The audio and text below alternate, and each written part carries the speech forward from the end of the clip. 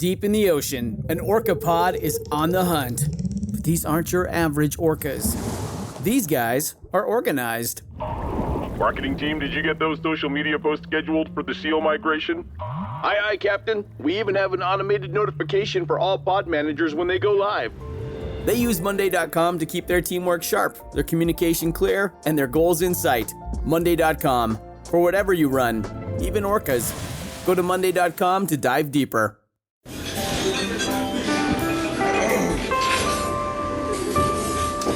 Well, I don't see the point in waiting any longer. So let's bring her out. The star attraction, the one you came to see. Ladies and gentlemen, the one, the only, Miss Judy Gold.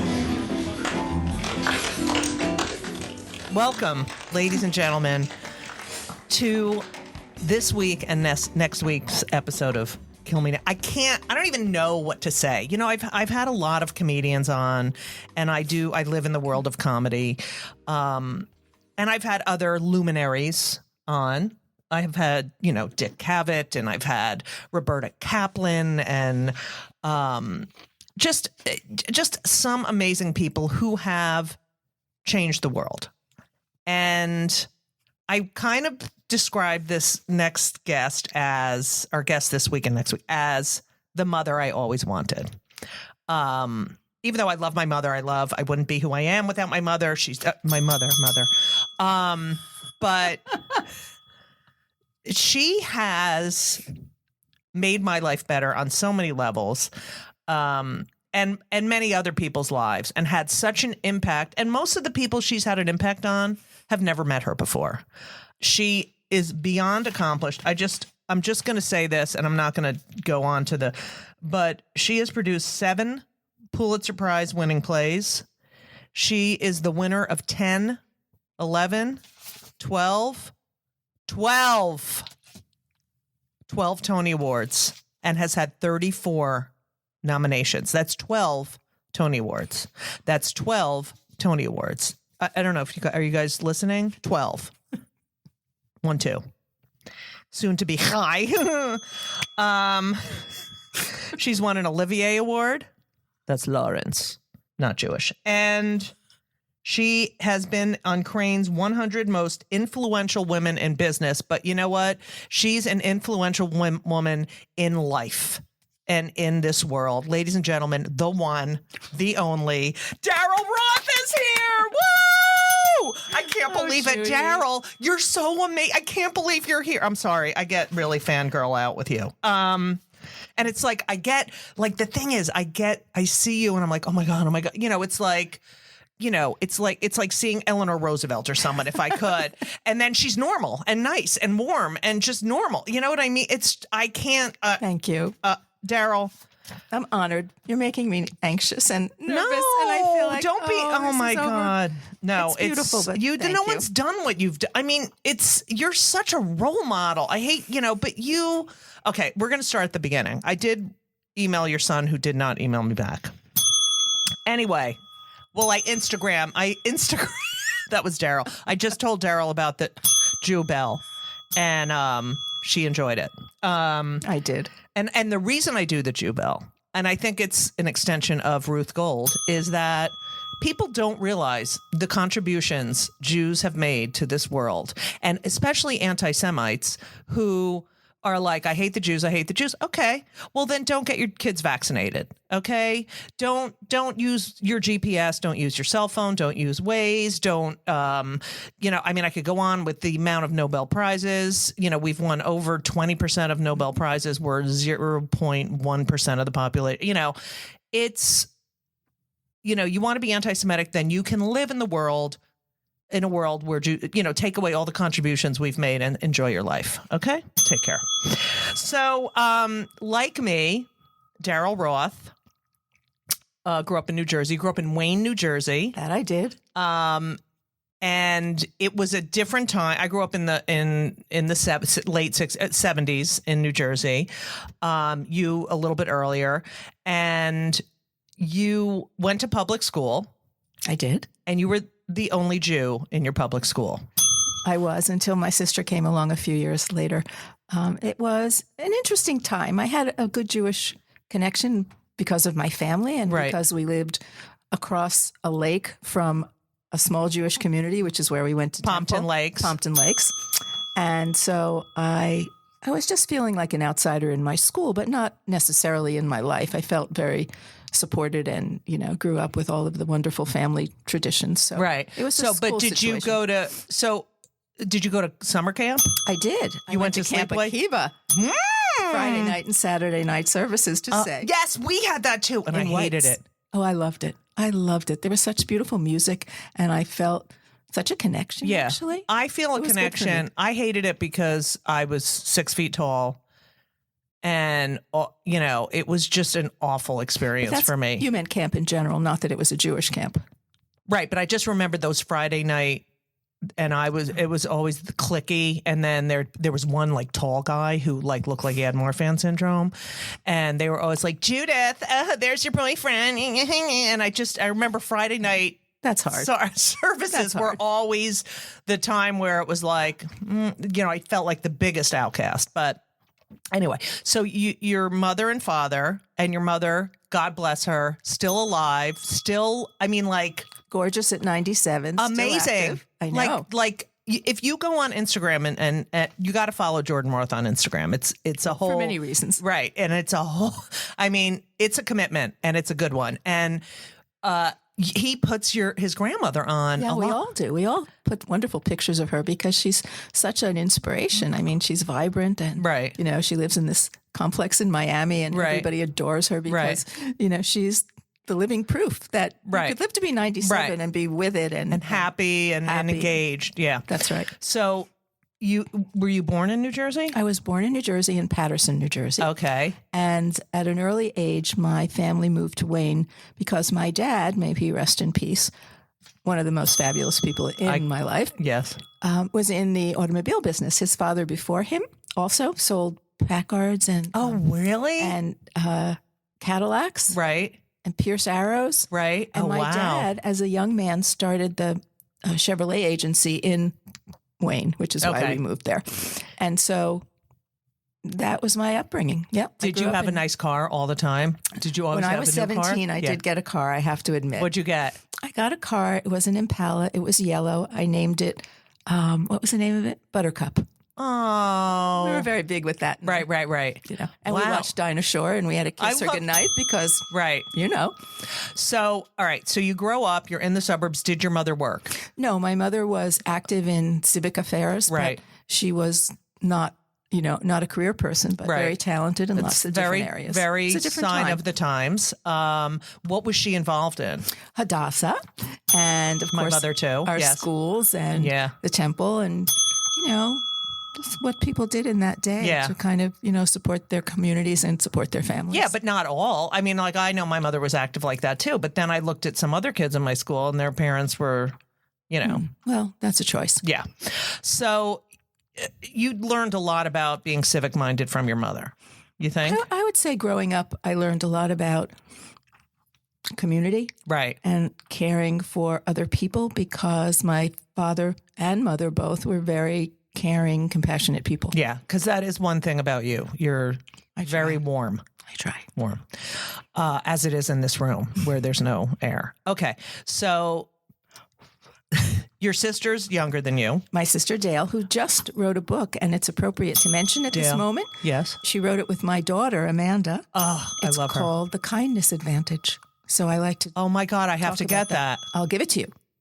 Oh It's my yours. God, that's awesome. It's so beautiful. And in this time that we're living in, I'm making a full circle with our Right. conversation about compassion, but I have to say, it's such a wonderful little volume. Initially, it was written for parents and grandparents Right. to help teach their children by modeling, actually, Right. compassion and empathy and kindness. Right. And everyone who reads the book said, why do you say it's for parents and grandparents? It's for every human being. Oh, I can't which wait. it is. You'll have it tomorrow. I know I will. That's why I love Daryl Roth. Okay, so your sister was younger than you. Were you bat mitzvahed? In my day, it was not allowed, actually, in my Right. conservative synagogue. So I was confirmed. Right. But then that many years later, my sister, they changed it a bit and she was bat mitzvahed. Really? Was it a Friday night? I don't remember. Because I So I think you might know this story, but my mother grew up on 94th Street Yeah. and didn't go to Hebrew school because no girls went to Hebrew school. And every day after school, she would walk over to Anshe Chesed on 93rd Street and sit in the boys' Hebrew school class voluntarily. And then they all became bar mitzvahed, and they did something special for her on Shavuot because her name was Ruth. This gets a lot of rings. A lot of rings. And her love of Judaism is what made me be, so proud to be a Jew. Okay, so you're growing up in New Jersey. You're the only Jew in your public school. You have a Jewish identity. I know from my parents. Now, your parents, I have a different upbringing because my parents were the same age as your parents. And, they were 41 and 48 when I was born. So I came from that mindset as well. And one of the things they would constantly talk about was how everyone hates the Jews. And because the Holocaust was so, in their minds. Did your parents teach you? No, my parents, I learned about the Holocaust, of course, and we studied it. And to this day, I think it's influenced a lot of work that I've chosen to produce, actually. No, my father, and who was the president of our temple, actually, was much more about trying to understand and be kind to people and be compassionate. It wasn't about not admitting that there's anti-Semitism. Right. I mean, I experienced it in high school. It was a very painful time. I had swastikas written on my lockers. Oh, the worst. There were cross burnings in Wayne, New Jersey in those days. Same. So we were very well aware of it. But when we talked about it and when I would come home crying, the conversation was more about, we have to live a good life. We have to set an example of what it is to be a good person. Right. We, as Jews, have to take the high road. And so it wasn't focusing on everybody hates us. Right. It was focusing on there's no reason for them to hate us. Right. And we're going to show them. Yeah. It was a much more positive way to think about it. I came from a lot of positive. I mean, humor, of course, was our way of. But we weren't a very funny family. You weren't? No. But, I read that your parents would were very big into theater. Oh, very. What was the first show you ever saw? Do you remember? I don't know if it really was the first show, but the one that made a lasting impression on me early on was Peter Pan, believe it or not. Oh, I love Peter Pan. Who was starring? It was the real deal. Really? And I remember the magic of it and thinking, I realized this when people ask me, how did I get into producing, which is a whole complicated answer to a simple question. Yes. But I remember seeing Peter Pan and other shows and thinking, how did they put all that together? Right. How does that happen? And how does this come from here? And how does that's such a mind of a producer. And it's such a mind of a producer, really. It's like putting it together. Right. And I was always curious. Inch by inch. Yeah. And I have to say that's what I remember thinking when I would go to theater. I was so busy wondering, how did that happen? Right. Who does that? That's so interesting because I would go and go, I want to be on that stage and I want to, and you're like, what, I never wanted to be on stage. Yeah. I never had. So you didn't do anything in high school or anything? Not entirely. What'd you do? Well, at camp. Back to Camp Akiba. We always had a camp show, and it was a musical, and I remember being a hot box girl. Oh. I enjoyed theater so much, but I never saw myself as an actress. I saw myself as somebody who had to be part of it, whatever it was. Right. So if it was in high school or if it was in camp and they were doing a show, I had to be there. Right. And I loved it. I had no talent, but I loved it. You have a lot of talent. Okay, so you graduate high school. Were you popular in high school? This is a very big thing on my show. Oh, it is? That's a funny question. I don't know. I wasn't in the circle of popular kids. Right, but you would know if you were unpopular. I think that I was my own person. Yeah. I think I traveled in my own circle. Right. I didn't really. So you weren't part of a clique. You just had your friends. No, that's I had a few friends. I know, same. I had a handful of friends. Yeah.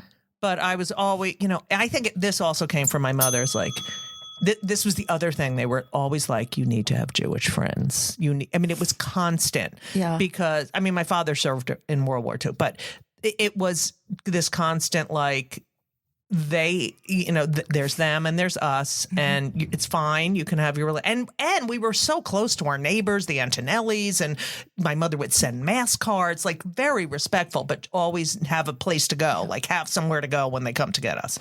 It's a really great way to grow up. And Well, it does give you a lot of fear and worry, I must say. Yes, absolutely, and now even more Anxiety. Yeah. So I'm on a lot of meds. Anyway, so Now, what's Jewish about that? meds. Maybe Jewish doctor? I don't know. I'm just trying to connect the dots. Therapist is Jewish. Okay. Psychopharmacologist Jewish. Fair enough. Okay. Thank you. Can't get anything past this woman. So, all right. So you graduate. Did you do well in school? I did. I was a good student. Yeah. Were you like valedictorian? No, not that good. Okay. But you know what? I had a good time in my own way. Right. I mean, this is a fun fact that I played the alto sax in the marching band. Oh my God. I was in the marching band. I played the clarinet. Oh my God. You did? I did, and I loved it. But then I graduated to flag twirler. Oh, see? All right. I This know. is all. That's like abandoning the nerds. It wasn't for me because we were all nerds, basically. Right. But it was... No, but the flag twirlers were like the cheerleaders of the nerds. No, they had cheerleaders. I thought it was really fun because you led the parade. Right. That. I like being right out there announcing that the band was coming. Right. Anyway. Wow. But do you still play the alto sax? Like if you picked it up right now, could you? No. Really? Unfortunately, I didn't keep up with that. I wish I had. When I see all these all girl bands. Oh my God. Isn't it amazing? I wish I had kept that up. I would have loved that. This episode is brought to you by Progressive Insurance. You chose to hit play on this podcast today. Smart choice.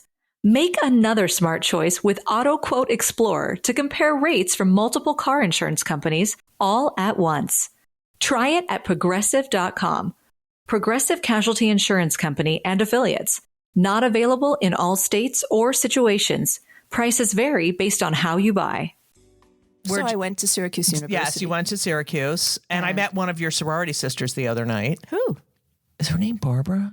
Barbara. Yeah, actually, I love her. She has become a wonderful ritualist, and she cleanses the theater before I do any production. No way. Yes, that's why she was there. I know her because I was the warm-up comic in the late 80s for this show Women Aloud with Mo Gaffney, and she was an executive over I think at either VH1 or something, and she's like, you don't remember me, and I looked at her face and I'm like, no, I totally remember. Yeah, and I remember walking in to do the job, and there were some friend, like you're young and you're like, oh, those are friendly faces, there was something about her I really liked. Anyway, so I went to Syracuse because of what we're kind of talking about. My parents, I think very wisely, thought it would be good after my high school experience to feel a better comfort level of where I belonged. Right. And so, there are a lot of nice people at Syracuse, right. Jews and Gentiles alike. Right. But that's where I went. And I don't think it was the best choice for me, but on that level, it really was. Did you go look at other colleges?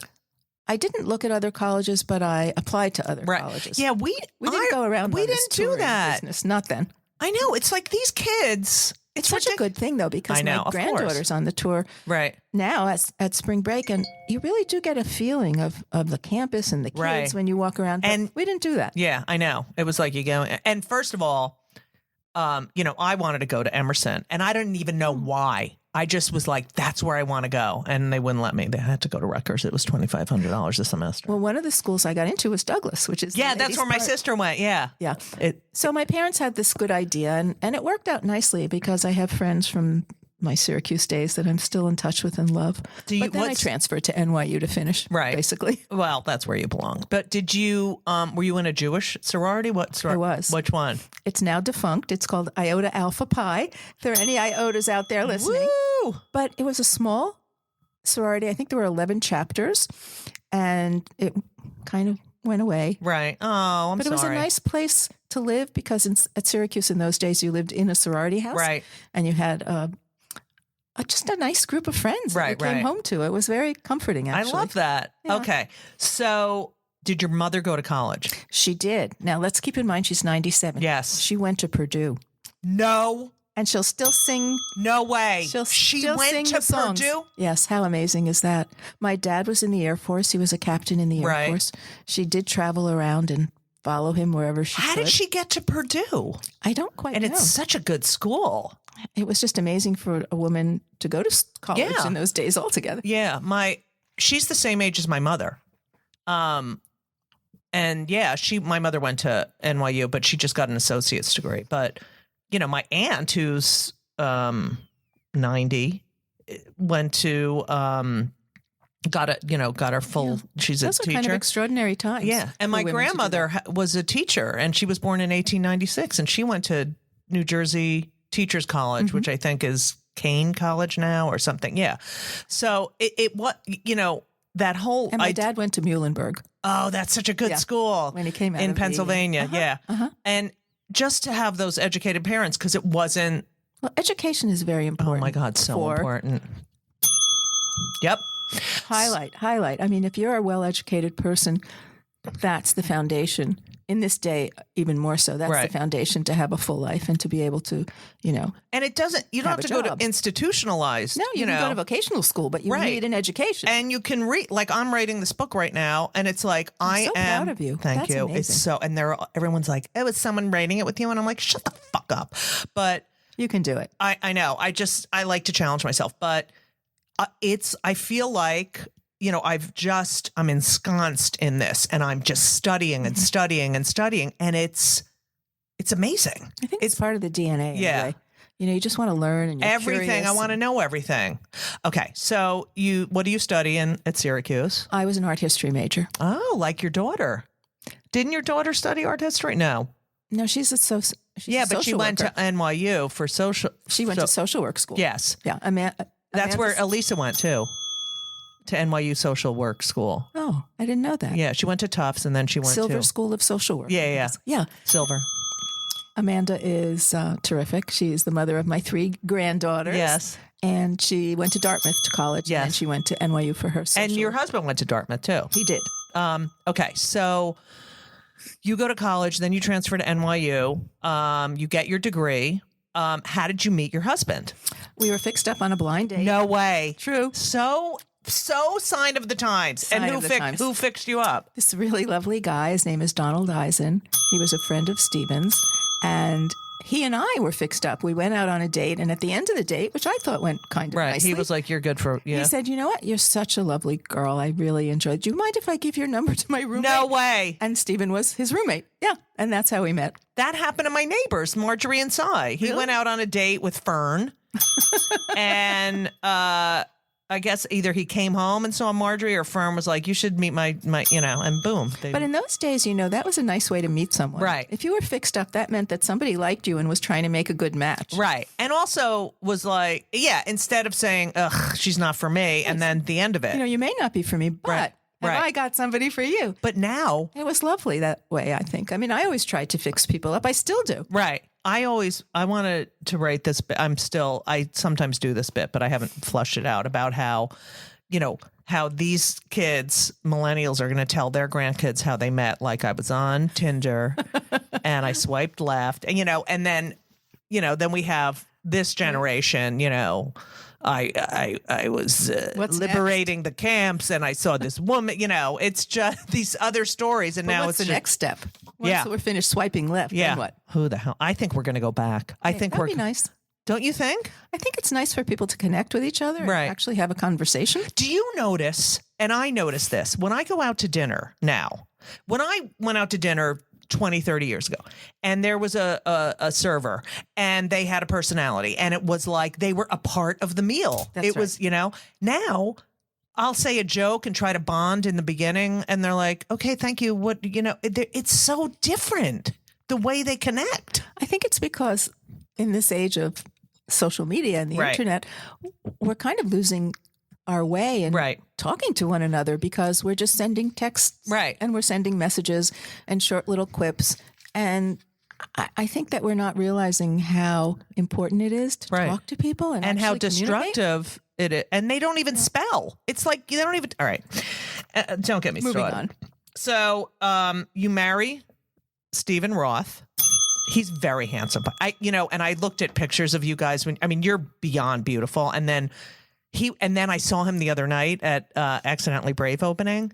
and he had this cap on, and I'm like, oh my God, like he has a look. He's hip. Okay. Well, he likes to think so. Yeah, I thought he looked hip. All right. He's a very good-looking guy, no question. He's very, we're married a long time, 49 years coming up. Wow. Yeah, I know. Did you fall in love immediately, or? Well, I think that falling in love immediately is sort of an interesting concept. Right, Is right. it that love at first sight and, bells and whistles go Right. off? I don't think so. I think it's getting to know a person. And Right. feeling that there's a connection and feeling that, you'll take care of each other. Right.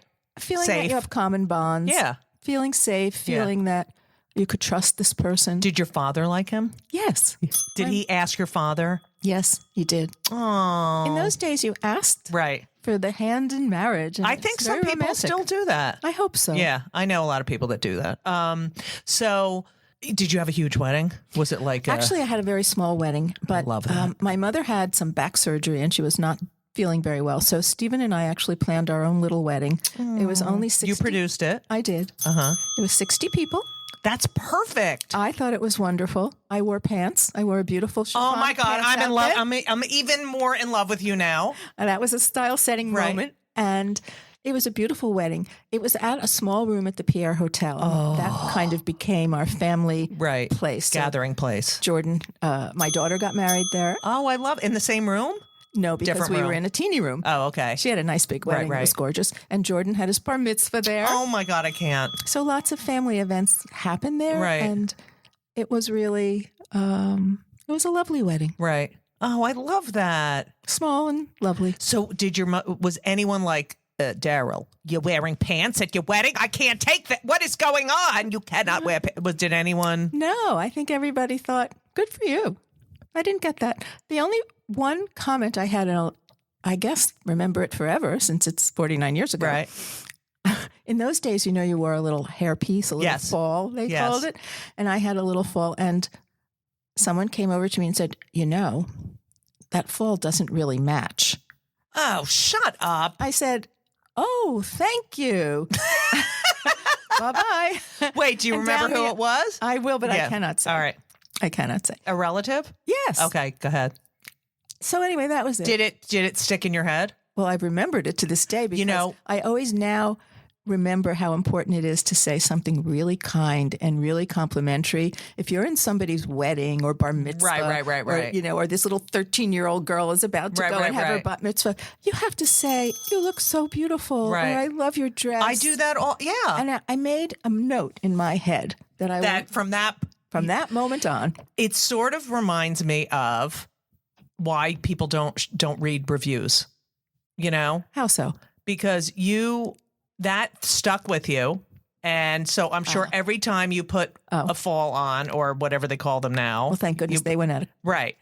But I feel like No, you're right. when you You're right. read a review, it's like, that's what. The worst thing stays with you, not Right. the best. And every time you do that in the play or as a performer, you're like, yeah, it sticks makes with that you. impression. Yeah. So you get married. We get married. We live in New York. Right you off live the in bat. Yes. And And then Amanda's born 2 years later. And we move to New Jersey. and Back to my roots. are you working because you were an interior designer? Yeah, I was working as an interior designer, and I was working out of my own home, so Right. that it was, it's sort of entrepreneurial, but Right. it was also But practical. and you could take care of the kids, Yeah. and you were very involved with your children. Very. I read something that you made costumes for Jordan when he was. You did some good research. Yeah, that's right, baby. When he was in school, he was in all the plays. Right, that's shocking. Yeah, surprise. Yeah, And I remember it was the Mikado production at Horace Mann where he was in high school, and they call on the parents Right. to do what they can. Right. I had the best time, and I met the nicest parents, and that whole kind of the continuity of doing things with other parents but for your kids is very strong and very I have bonding. to say those were some of the happiest years of my life. Yeah. And also I met so many amazing people because I had children. Exactly. Well, that- you're going through similar things with Right. them, and it's an important time to have a community of your own. Right. And they both turned out incredible. Yes. FYI. I always say they're my two finest productions. Yes, which they are amazing. And warm. as well. Smart, warm, caring, kind of special people, each in their own right. Now, Jordan is out. Yes. And when did you know? Like because as a gay child, I from the time I could think was like, there's something wrong with me. You know, there's something different. And then when I became an adolescent, I was like, oh, I don't want to do that. I want to do that, you know? And so when I didn't have to come out to some of my relatives because it was like, duh. But as a mother now, I think I would have known, you know, because I think mothers do know. Yes. And I think the important thing is that you let your child come to the realization on his own time schedule. Figure it out. Yeah. I mean, if I would tell you that I kind of thought Jordan was gay when he was 3 and 4 years old, I mean, that would be the truth. Right. But, a child has to develop in the way that they do. Right. But not all parents are think like you. I know that, but I was brought up in a very liberal, loving home, and that's what I believe. So, when Jordan was ready to become Jordan. Yeah. How did he tell you guys? Well, it's funny. He didn't have to tell us in the sense that we think about it. I just think when it was comfortable for him to come out to, let's say, the world, the people that are in his life. Right. It just happened very naturally. Right. I don't think anybody had any surprise. Right. A lot of people wait until they have a partner to do it, and wait until the parents like the partner. But now these days you can't do that. Everyone has their own way. Yeah. This week's episode of It's Judy's Show with Judy Gold is sponsored by BetterHelp. And if you know me, which I think you do because you're listening to my podcast right now, you know that I am a big advocate for therapy. I think it benefits everyone. I think there's so many people who need it, who don't partake. It is so important for your emotional health and well-being.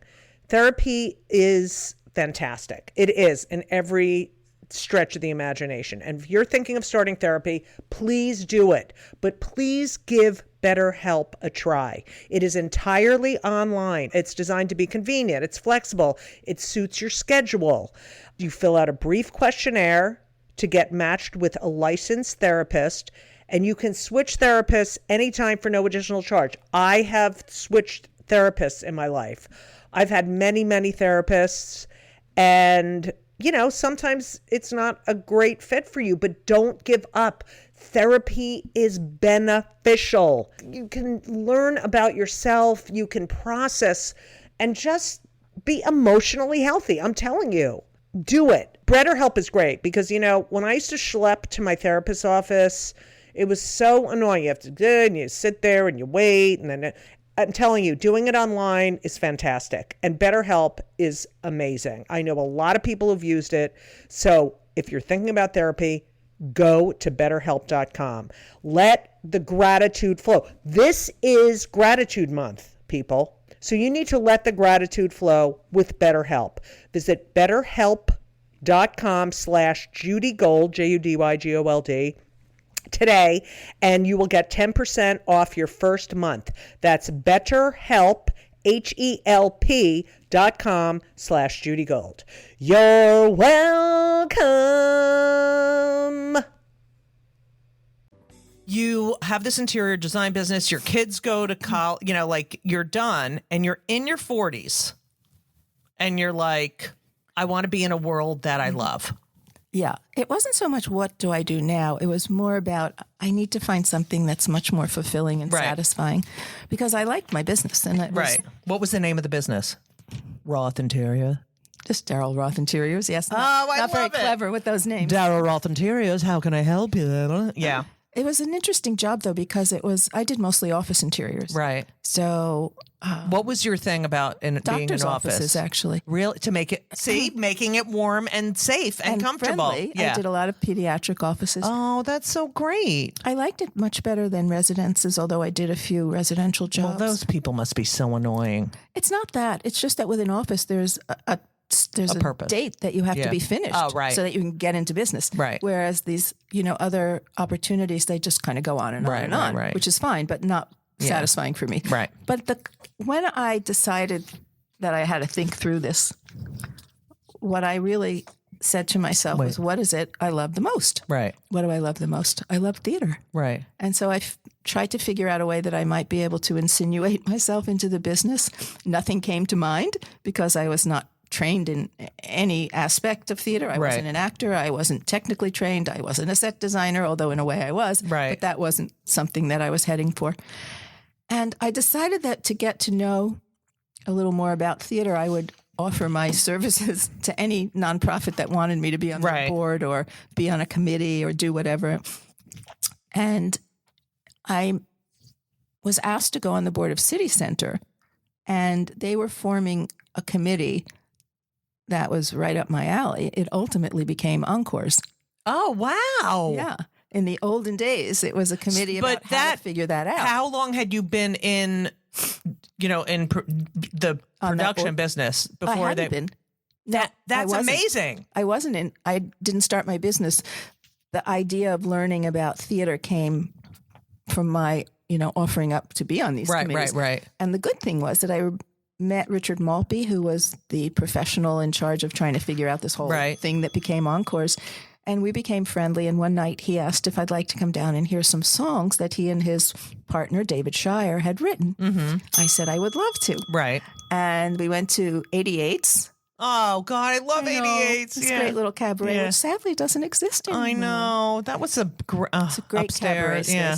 So we went. I was so happy. And the songs that they were singing, I felt were talking directly to me. Right. Everything was about a chapter in your life, whether, going through doors that were closed and you could somehow kick open. Right. It was all very in my head. But I decided that this could be a beautiful little musical. So at the end of the evening, and I have said this and people laugh, but I say some voice that came from inside me that didn't belong to me said to Richard and David, I think this would make a wonderful little musical. Would you let me try?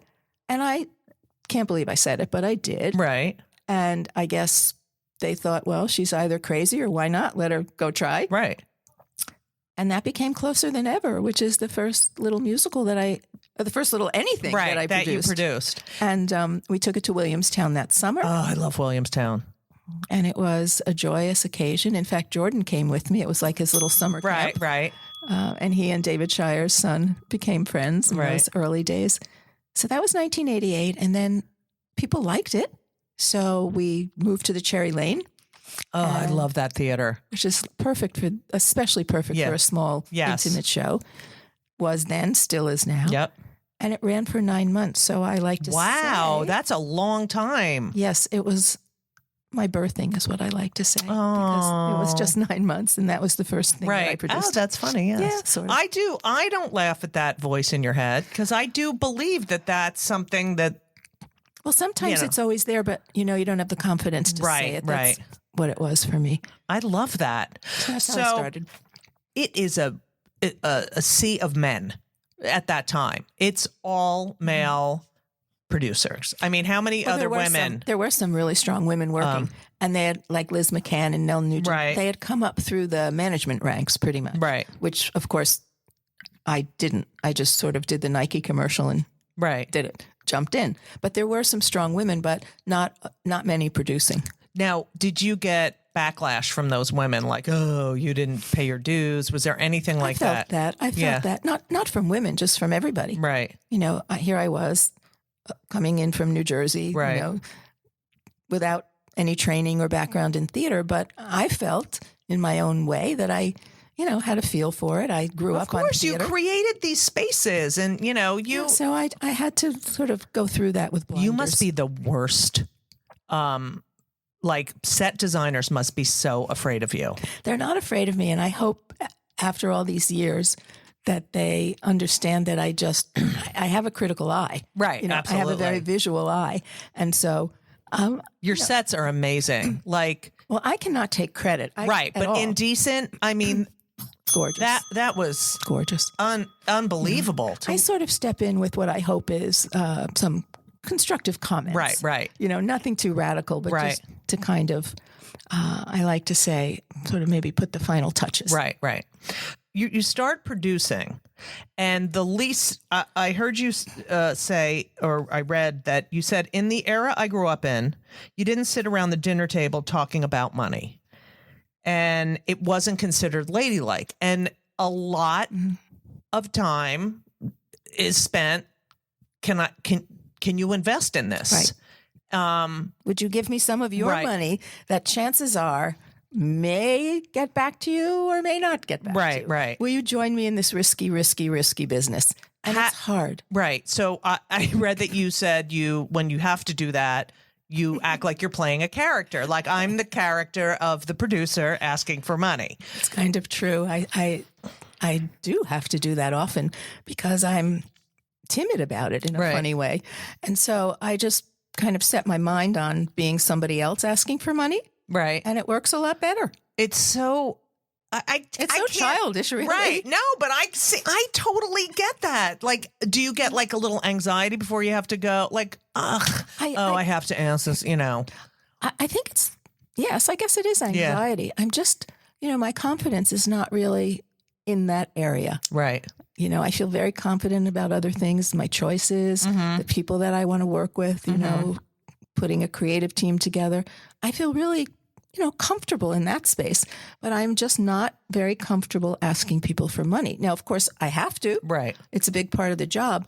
And it's more in the early days that I actually sort of put up this pretend I'm somebody else. It might be, obviously it's easier now since you have 12 Tony Awards and 7 Pulitzer Prize winning plays. And, people probably think, well, if Daryl likes, you really are this sort of Midas touch stamp of approval for people. Well, it's very nice to hear you say that. But the truth of the matter is every play, every musical, every time out of the gate, it's a different story. You just don't know. And I have said this before, and I'll say it again, that I believe that theater deals in a different currency. Right. Not everything that I've chosen to do is meant to be commercial, or even sometimes we're really happily surprised. Right. Like Wit, for example, which no one... Amazing. Yeah. And no one thought commercial, but it turned out to be a beautiful play and commercially successful too. Right. But in the front of my mind, my first thing is this a story that I want to tell? Is this a story that will, reach out to people? And is it something that I feel strongly about? Right. And so that's number one on the list. And number two on the list is, will people come? Because you can put up the most beautiful piece of work, and if nobody comes, where are you? Right. So the will people come is hand in hand with, will it be commercial? Will it make money? Have you had to turn down things because even though you loved, you just knew deep down inside that no one's going to come see this? No. Wow. Because I wouldn't do something if I didn't think it had value. And if I didn't think someone would feel that worth. Right. Wow. You go by your gut. That is true.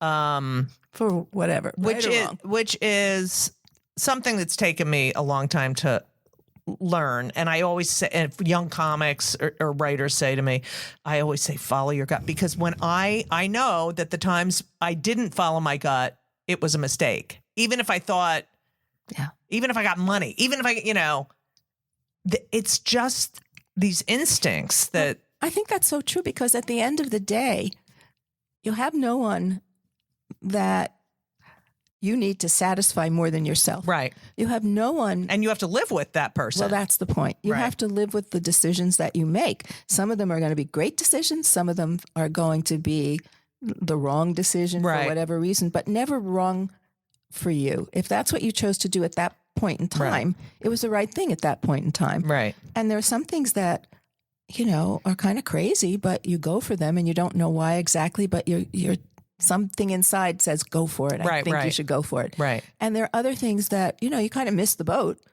but that little voice inside did not say, go forward. Right. Do you ever say to your husband, or does he ever say, I don't think that one's gonna, does he He's very involved in my choices. I always talk to him about things, and some things he'll say, well, if you got to do it, you got to do it. Right. Because he knows me, and he knows what pushes me forward to do something. And I think that he's very proud of my career, and I don't think that some of my choices would have been, supported by him if he didn't just believe in me. Right. So I believe in you. Thank you. How hard is it to go in and tell a cast and crew we're closing? It's the hardest thing for me to do. It's the worst part of this job. It's what takes the joy out of so many wonderful things, because it's what you dread doing. But of course, it comes to that no matter what. Either you close prematurely or even like Kinky Boots. Right. We're closing Sunday after 6 years. And I love that show. Thank you. I love it so much. But even after this magnificent 6 years, I'm beside myself with grief. And that is also an example of a show where you were like, oh, we'll see. No, I never said we'll see. I always believed in it. Oh, you did? Oh, I always believed in it. I think that people said, this isn't going to last. Yeah. It's a show about drag queens. Right. Nobody understood in the beginning what a fabulous story, what a great message. And how many kids it helped. How many kids it helped is beyond letters and I know. And text and people standing online after the show. I know. It is such an incredible story. So is it going to go around? It's going around the world tour? as we talk. Oh, good. It's on tour. It's just opening up in Japan again. And while it won't be on 45th Street, I'll be very sad about that because it's sort of my B12 shot. Right. And I check in a couple of times a week. Right. It just brings me such joy and I'm so proud of it. But you know what? It was a hard beginning because until people started spreading the word of mouth, it was confusing for some. Right. They didn't know what is this Kinky Boots? I don't know. They didn't realize what a great message of acceptance it represented. By the end of, I guess, the first year, it was really catching on. Oh, my God. It was amazing. And as we got into the world of where we are now, this many years later, that kind of show with that kind of heart and the message of accepting yourself and accepting other people and changing your mind about things. I mean, how valuable is that now? It's incredible. It's incredible, isn't it? Do you save any letters you get? All of them.